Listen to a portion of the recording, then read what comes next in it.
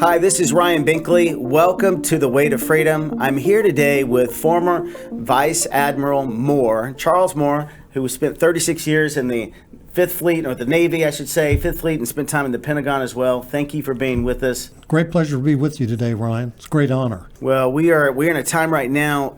We're really reflecting on what's happened in Israel, and I wanted to bring Admiral Moore here because he is not only a dear friend to our campaign, he's been advising me on several issues, as we've discussed for many months now, just about international policy and foreign policy. He spent many years in that entire region, much of your career in that region. I want to just speak to you a little bit about my thoughts on where America is right now and how should we stand really spiritually in prayer, and then practically we'll get into some things of how the United States should be there to support Israel. You know, in Psalm 122, it says to pray for Jerusalem. And then it says this, it says, may those who love you be secure. You know, there is a relationship that the United States has with Israel that is so deep. Not only is our strongest ally there in the Middle East, but really from the very beginning of their nation. You know, as soon as they became a nation again, I would say formally in 1948, it was the United States, right after they declared their independence, we were the first nation. And President Truman on day one was right there to be the first one to back them up and to support them. And since that time, they have been our strongest ally. We share so many resources, intelligence, and really it's for a place of freedom. Because where freedom is there, expression there, because you have Arabs there, you have Muslims there in Israel, you have Christians there, and there is a freedom of expression in religion there. It's a place of much conflict, but I wanted to say this right now. We are praying for you, Israel. We're praying for Jerusalem. We're praying for your peace and security of everyone there. I wholeheartedly want to make sure that that's clear, because this is something we should continue to do. Right now in our Republican Party, there's rifts in our party. There's some people that we should say we should support them, marginally support them, or maybe they're not that as strategic as we once thought.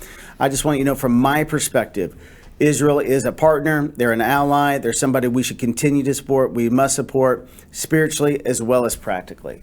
And so that being said, you know, we have all been praying for Israel. This has been a very difficult time. There's several things we're going to talk about. But I want to talk a little bit about now they've been attacked. In fact, attacked again today. Here it is Tuesday, attacked again today. This is something that came unexpected. Many people didn't see whether there was intelligence failures or not. We can get into that in another segment. But I want to talk a little bit about practically what are we doing right now and what should we be doing from a military perspective, if anything at all. How can we support? I think the first thing, Ryan, is we should deploy a U.S. Navy aircraft carrier battle group, which we have done with the USS Gerald R. Ford and its supporting ships. This, in the first instance, is a show of force, which signals our commitment to Israel in a very visible, strong way. Secondly, we should do everything possible to provide all the necessary munitions, equipment, support, and logistics to the Israelis as they need it. And from what I've gathered, some of that work is ongoing as we speak. But I think this takes a daily commitment until this war is over. And then the last thing I would say is we need to double down on intelligence so that we can get some insight into what the future threat might be as this war moves forward. Well, you mentioned, right away, we've sent the Ford carrier fleet battle group.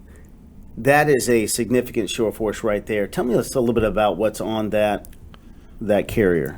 Well, the Gerald R. Ford is our newest aircraft carrier in the U.S. Navy. It's a very modernized ship with all the latest technology. It has around 80 strike aircraft on board, and that's a significant number of aircraft. It has all the necessary munitions, largely precision-guided munitions. So this is a significant strike capability that can really make a difference in a situation like the Israelis are facing. With all the other ships involved, the support destroyers and cruisers, there's a significant number of Tomahawk land attack missiles on board, which can also contribute to striking power from that group. There's all sorts of other logistics advantages local intelligence capability in that group that can be very helpful to the Israelis. Now, most everyone knows that this has come from the attack really from the Gaza Strip. So many people came over from Gaza. It did not come from another nation. This was not an attack from Iran, but we do know that likely they're part of this. We've seen now their consistent support for Hezbollah as well as Hamas, and they don't make any secret about that. That said, though, we are not saying, and the United States is not saying, boy, we're going to war. What we're just saying is we have force there. We have strength there. I think you and I discussed that many people in Israel are likely more concerned about Hezbollah and the number of terrorists that could come over here, attack in a similar way, what that might look like versus Hamas. They might be able to get rid of Hamas in short order, but there's a bigger thing at play. As that carrier is there, it is simply a show of force. It simply is a deterrence primarily right now, I would assume. As we look at this bigger picture now of a support, there are so many practical things they may need. There is shelter. There's who knows how many things that are needed. Are there other things that we can be doing or should be doing as a nation, or that listeners can be, communicating with or maybe working with charity organizations that you're aware of? Yes, I believe that there will be a great need for all sorts of humanitarian support in Israel. So I think anything the American public can contribute would be much appreciated.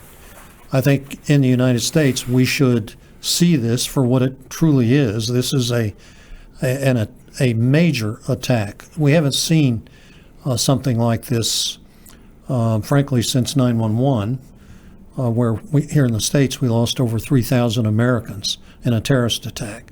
So we should stand up as a nation, be ready to provide whatever it is that they need, and do it very quickly, be very responsive. Just one last comment on the carrier group. It generates deterrence, as you said. It calls into question in the minds of regional actors. Would the United States use that combat power if we happen to enter the war? And so we're trying to generate some uncertainty on the part of those leaders to keep this contained to where it is now and not let this conflict expand into a more regional war. And that's something the Carrier Strike Group, I think, adds significantly to. Well, at the end of the day, right now, during this segment, I just want to let you know that it's time for us to pray for Israel. It's time for us to stand for everyone there and to make sure we are praying for the peace of Jerusalem. And let's also do what we can do as a nation. There are so many different organizations that are actually providing that support. Many of you are aware of them through different ministries and organizations. As they become aware, I'm just encouraging us to stand. There's so many natural things as a nation we need to do, but in prayer as well. This has now come to a spiritual war. Many people ask me, Ryan, why does the United States have such a deep connection to Israel? It's beyond just the practical. At the heart of it is there is a spiritual connection to our heart and to who we are as a nation, and to that nation as well. That will always be there. I think it needs to be strong. We're going to talk in this next segment about how we strengthen our own borders. There's some things that happen with intelligence. We're going to talk about that next.